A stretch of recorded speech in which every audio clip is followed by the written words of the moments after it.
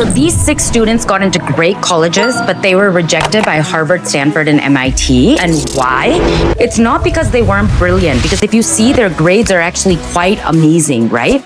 But if you go back and look at Harvard's leaked admissions data, it shows, and they very specifically say that they care a lot about international awards and published research, okay? So let's go through these students and see how this actually works, okay? I'm Tina Choulette.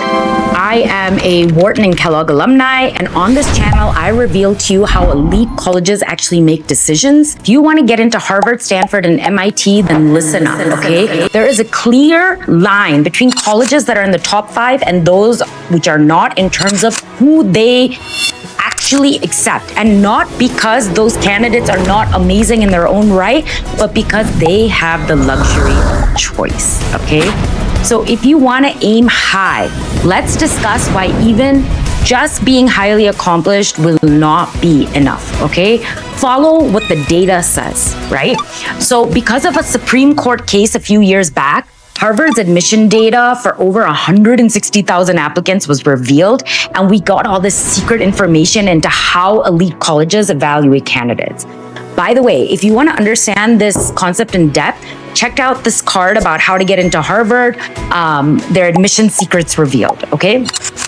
So this data basically shows that for their best students, admissions is not a random game, right? Students who are truly exceptional in one of these categories, okay, what admissions officers call a 1, are accepted at 15 times the rate of students who are Harvard's average, okay? So in academics, this means that you need to have won a prestigious competition or you need to have published research, right?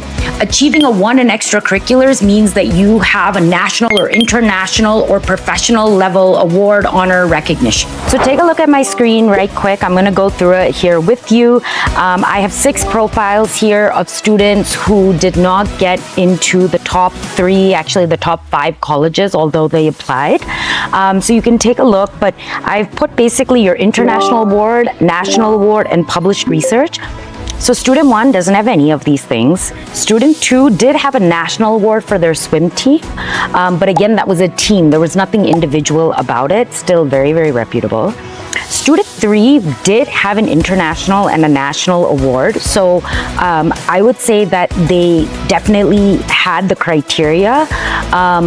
You know, what exactly got them in or didn't get them in might be the complication. One thing that I could say is the John Locke is not as competitive as some of the other competitions that I've generally seen for students who get into Harvard, Stanford. That being said, I was mighty proud and mighty disappointed that the student did not get into one of the top 3, okay?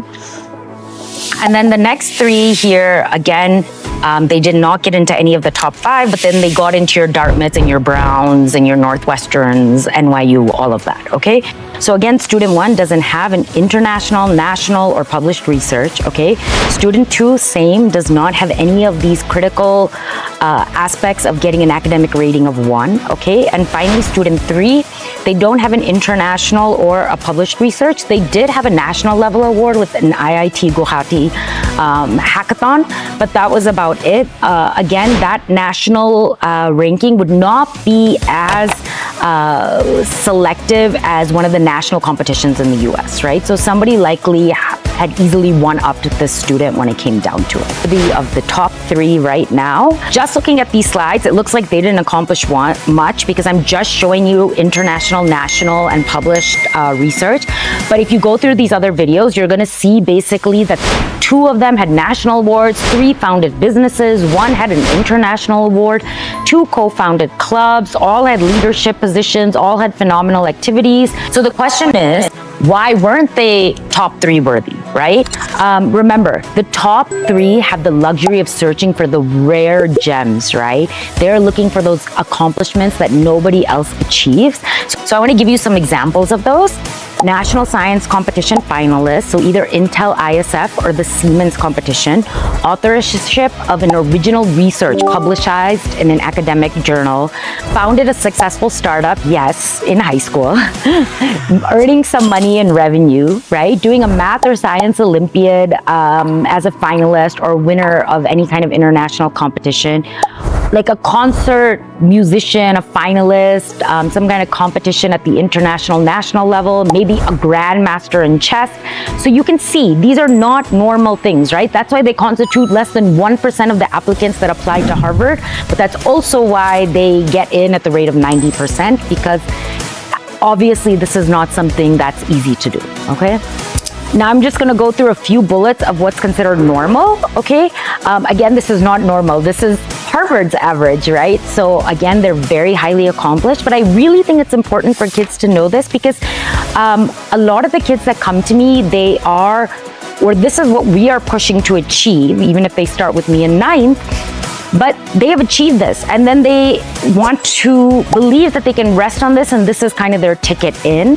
But again, when you have 42,000 applicants in a single year that are applying, and only the people who think they can get into the top 3 apply, you don't have unqualified people applying, right? So these are the activities that show up on those 37,000 applicants that apply, okay?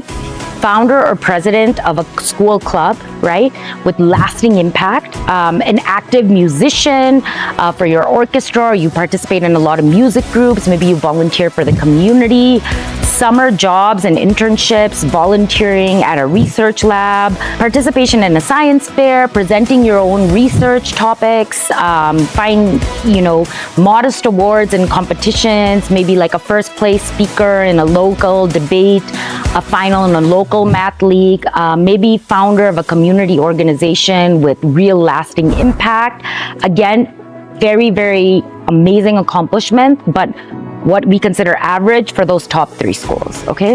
By the way, if you're looking for a bit more guidance, I offer detailed courses which are linked at the bottom. They'll walk you through everything and they will just help it make so much easier for you to understand what it is you need to do to up. This is why the best extracurriculars for US college applicants needs to go beyond college level leadership and dive straight into international, national achievements.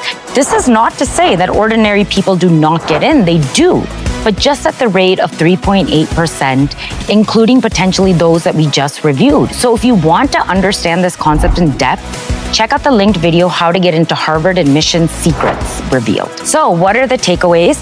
If you're aiming for the top, understand this. It's not just about doing a lot, it's about doing the right things at the right level. This doesn't have to be a lottery. You can follow the pattern. There's data that supports that. And if you do that, your odds are going to change dramatically. I'm going to break this down and this strategy in depth in my other video, including the exact ranking system that Harvard uses. If you're serious, go check that video out. And remember, if you do the rare accomplishments, those open very, very rare doors. If you don't, just try not to be Harvard's average, right? Because that's at 3.8%. Maybe you can't be in the 1% of applicants, which increase your chances to 90%. But even if you move yourself slightly away from average, you have already started to improve the chances that you'll get it. And whether you're applying from outside the US or you're a domestic student, make sure you understand how US college admissions for international students, domestic students really works, okay? Or check out the free resources, all the videos that I have if you want to get started. I also do a 30-minute deep dive into your profile if you sign up for the bookings at the bottom. And if not, just keep on watching and get access to everything that I know works because I've used it on so many students before this, okay? See you in the next one.